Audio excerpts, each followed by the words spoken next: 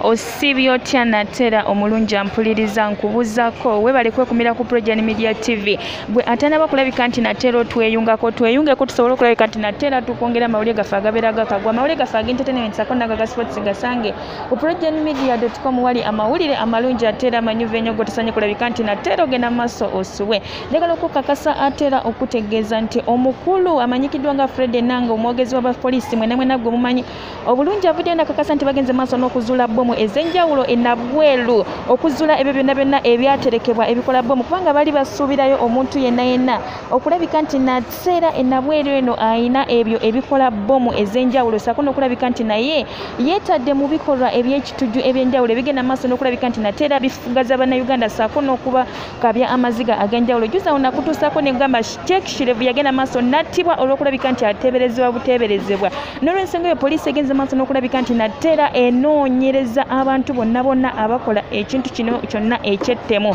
naye ate kinajjukirwa nti omukulu ono Sherevu bamusangawo ne bamukuba amasasi agajjula okumutatera bwatyo nafa nakirira ekaganga naye nabo bakoze okunoonyereza ne bagamba nti katugeddeko e Nabweru naye tulinayo gwe tulowooza okulabika nti ayinza okuba ng'aleese embeera enkyamu mu ggwanga lyettu Uganda n'olw'ensonga eyo bwe bato ne bessa mu ddene ne bagenda e Nabweru naye bagenza okuzuula ne bazuula ebintu bingi nnyo ebiyitirivu ebigenda maaso n'okulabika nti natera bifugaza obulamu bw'abantu ebintu bino byenkugezaako okugamba bye bikize bbomu z'omanyi obulungi mu Kampala weeks eziyiseeko emabega wiiki ng'emu n'ekitundu twakutuusako wano bbomu ezagenda maaso okutulukira mu bitundu by'e Kampala awo ku CPS sako ne ku kizimbe ekyo okumpi awo ku Parliamentary Avenue ekizimbe ekyo okumpi n'ekizimbe kya Jubilee Insurance ne tukutuusako ne tukugamba nti nno bbomu zagenda maaso ne zituukira mu kifo kyo n'ensonga eyo Fred Enanga ategeeza nti buli omu abeere bulindaala buli omu akuume obulamu bwe kubanga ekijja kyonna kijja mu maaso awo n'olw'ensonga eyo abagambye buli omu beera nga weekumye weetegese kubanga mwanatu ebijja mu maaso awo si birungi newankubadde nga mu kiseera kino wenjogerera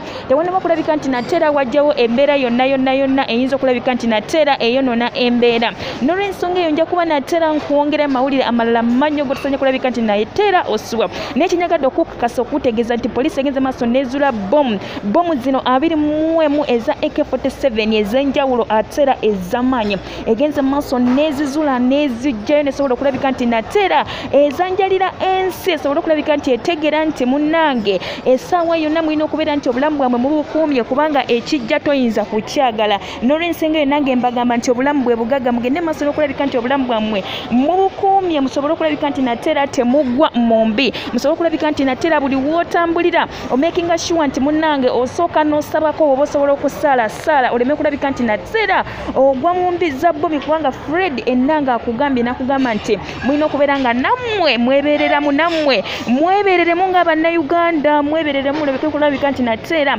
mufuna obuzibu olaba ekintu kyonna ekyegezaako okwefaananyiza bbomu munnange ngo odduka bunnambiro ng'osobola okulabika nti natera poliisi ogitegeeza baba basobola okutuukako n'olw'ensonga eyo nja kuba nkwongera amawulire gaffe amalala mannyo gosanye kulabika nti natera osuwa entertainment sako naga sports gasange ku progenmedia.com wali amawulire amalungi atera amanyuvu ennyo gosanye kulabika nti natera ogenda maaso osuwe kamalo soko nywano kutundu tw'amazzi kanzije